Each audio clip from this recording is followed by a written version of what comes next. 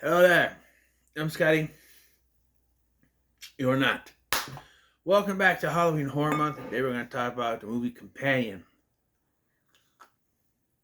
A movie that I certainly saw some kind of previews for, but kind of just push it to the side. And then, as the year progressed, I heard a lot of positive things about people putting this on their top 10 movies of the year, horror movies of the year, whatever. I'm like, is it really that good? I also tried to correct people, say actually it came out last year in 2024, not this year. I'm sort of right, as it made uh, the festival rounds in December, but didn't release widely uh, until January. Yeah, it's a January horror movie.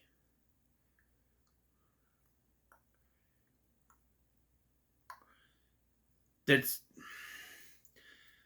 according to Wikipedia, it's a science fiction thriller, which is probably why it doesn't suck, because whoever made this didn't see it as a horror movie. I'm just kidding. January movies are generally sucky anyway, but this one didn't suck. This one's actually not bad. It's pretty good. Um, Companion tells the story of a couple who go to this remote place with a bunch of friends, and one thing leads to another, and someone ends up dead. I won't spoil anything yet. And it seems like there's a twist in the situation as well. Apparently, there was some marketing stuff that spoiled what it was, but I was never fooled because it's called Companion. So I knew from the get go what it was going to be. I was like, this is Companion. And going into this now, I was like, is this going to be like that? Uh, Megan Fox one that I reviewed earlier this year, came out last year. That what it was called, where she was the home, what, like a female sex robot thing or whatever it was, and not really. It's different, as the female sex robot thing is the protagonist, not the antagonist, even though something happens. So we meet Josh, who's played. So we have some actors in here. We have Jack Quaid, Scream and maybe The Boys, So he's been in things, and he's good in this. And then you have the drug dealer guy from Smile 2. I was like, where do I know him from? And then I Wikipedia, like, oh, yeah, he was a drug dealer guy. And then we have Harvey Gillian, or Gillian and Gillian, whatever you say his name, who most people will say they remember him from What We Do in the Shadows. But I know him as Cousin Blobbin on the Thundermans.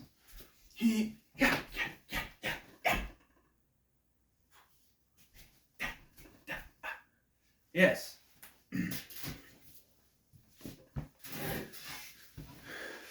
I saw him and I went, holy shit, that's Blobbin. Karate chop action. Yeah. So, Josh and his girlfriend, Iris, are on this trip. And they're going to this guy, Sergei's house. So, reading the characters' names on Wikipedia, I tried to figure out how to pronounce this guy's name. Not in a million years would I think it's pronounced Sergei. Sergei. Sergei. Sergei. It doesn't look like Sergei. Sergei is spelled, I don't know why. It's raining. Yeah. And there is Eli, that's Harry Gillian's character, and his boyfriend, Patrick. And then there's another woman there too, whose name I do not remember. Carrie? I don't know. Anyway, they get there and things seem to be fine, you know. That night they seem to have sex, but it's very one-sided for a reason. There's a reason why, but you know.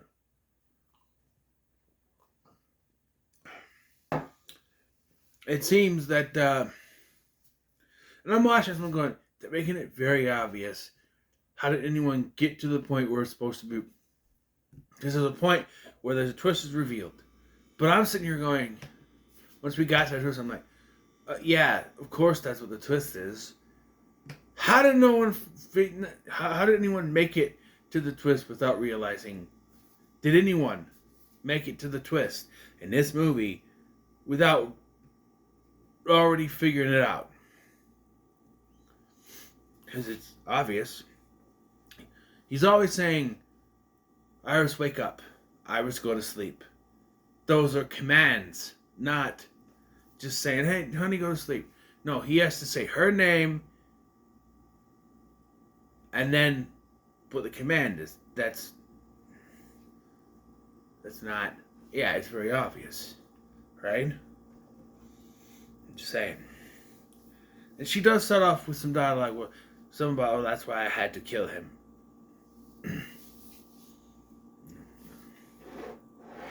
Sergei, having been told what or who Iris is, tries to have his way with her. And we cut away, and she walks out covered in blood, saying she had to do it. She explains that he was doing that, and she fought back, bashed his head. He fell back on a rock, but that didn't finish him off. He came back up, and she stabbed him. And then he tells her to go to sleep. And when she wakes up, she's tied to a chair. And it's revealed that she is a robot. Yes. I don't know why I kept that from you when I was just explaining it was similar to the Megan Fox robot movie. But she's a robot. And has always been a robot. And apparently there's some sort of thing that links the robots to the humans. And, so, yeah. So, apparently, Josh hacked into her programming and got rid of all of the protection stuff, with the restrictions, which is a fucking stupid thing to do. But he did it so that she would murder Sergei, because they're there. They're actually all there to get the money from the safe. Yeah. Which I guess Eli was unaware of, but I don't know.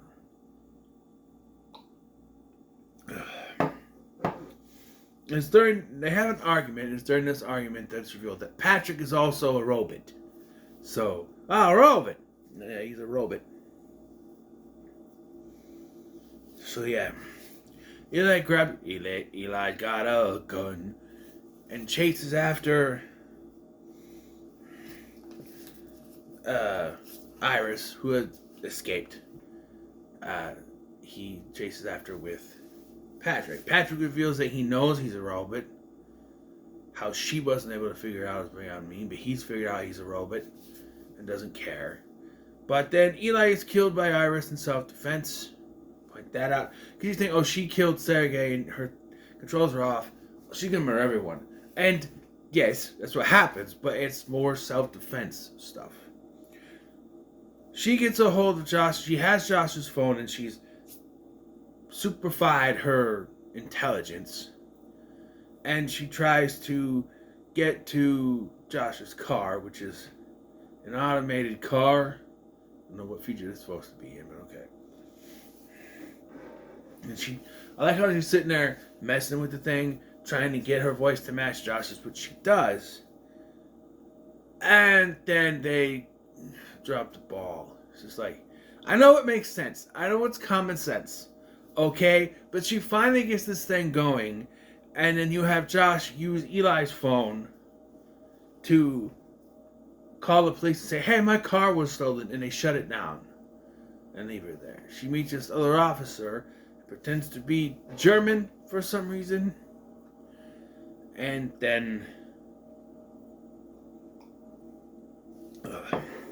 it's during this that Josh gets a hold of, like I said, he has Eli's phone, he hacks in, reprograms Patrick to be his companion, and gets rid of his restrictions, because that worked so well last time, and sends him after Iris. He kills the police officer and brings Iris back. Yeah. And at some point, the other chick dies.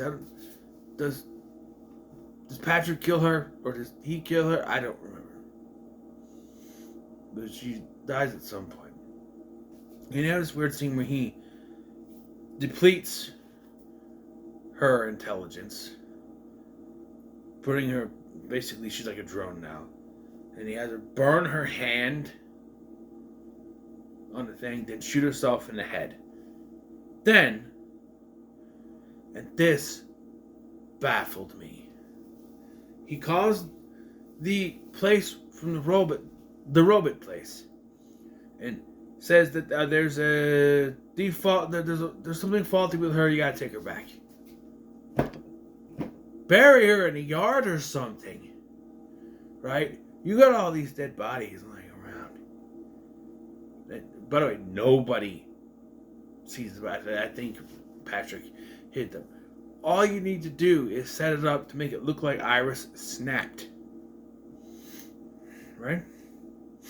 Oh, but unbeknownst to him, it's revealed that actually there's a recording in their system, in their tom-toms, so it's safe, and they're going to bring him back and make sure everything on the recordings fits what he says. So of course he has Patrick try to kill them, but somehow she reactivates and disposes of Patrick and gets the other guy that survived to hack in and give her complete control of her body. She does so, and then kills Josh with an electric screwdriver thingy. Yes. I do like the end of this. Well, there's a Bee Gees song playing in the background, but she's driving a car and she passes another car with an identical model of robot, but this one has blonde hair, and she has already peeled off the burnt skin, and she has a robot hand, so she waves the robot hand at her, and the other one was very confused because she doesn't know the robots. I guess the robots don't know the robots.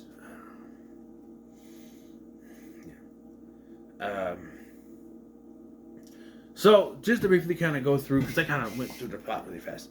So, they show that there is a certain memory put into the companion so it connects with that person.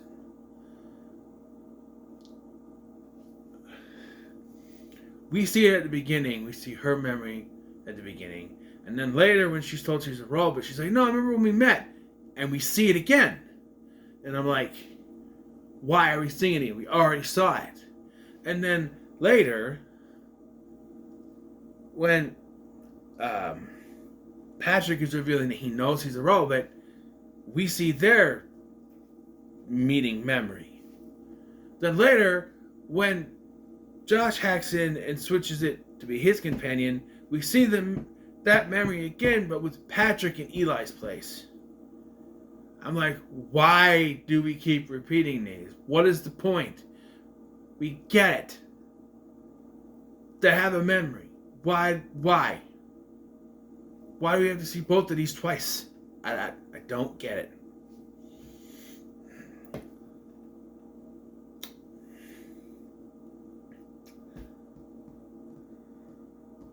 Quaid. Jack Quaid. I couldn't get him. Jack Quaid, really good in this movie. I was iffy on him when he was revealed to be the accomplice in Scream 5.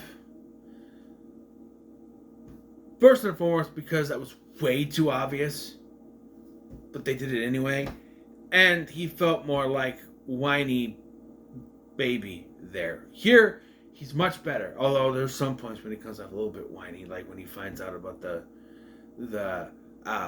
recording. Look on his face.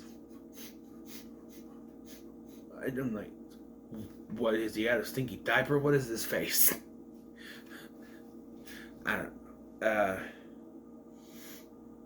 I wanted more Harvey Gillian. He's barely in this movie. There's a whole dance sequence towards the beginning here when they all get there and everyone's dancing around and he's doing a dance. That's great. That's cool. And then he's like, when he grabs the gun, I like the line too, where there's like, what can you do with your phone? Anything. Grabs the gun. We're gonna need this. Yes! And it only leads to him dying. Right? I don't know. And as I mentioned, we spend quite a bit of time with her trying to mess with the thing. So the voice mashes up and she gets it. Only for the movie to turn around and have her get stopped because he calls the cops. Why waste our time having her do all that just to get stopped right away? I understand it's common sense, but then just don't have her start the car then. Have him smash through and pull her out, and there's a fight and she runs off. I do like the scene though when she's trying to calculate, can I run? No. I can run, I can make it home, but he could already get there.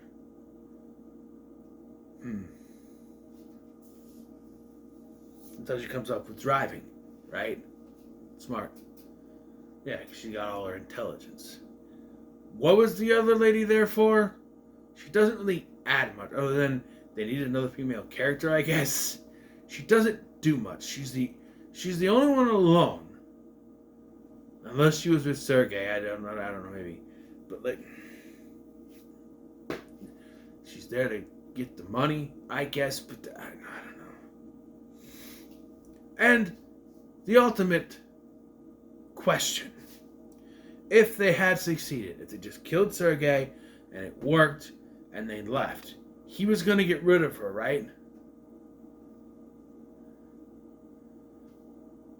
Okay, now he didn't read the terms of service. He didn't know there was a recording, but like, I don't think he'd be getting away with it.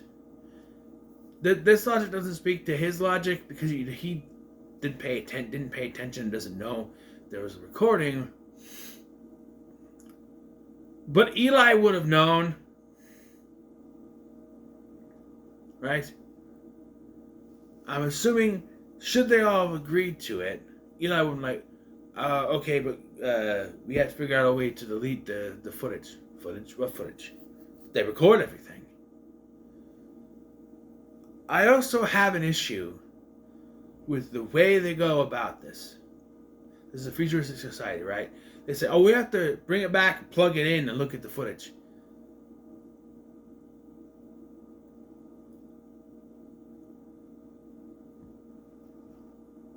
We can, in this futuristic society where there are robot people serving people, you still have to plug it in to get the footage. You can do it remotely now. You can look at anything from any app on any phone. You just need a password. And they need to plug her in to get the footage.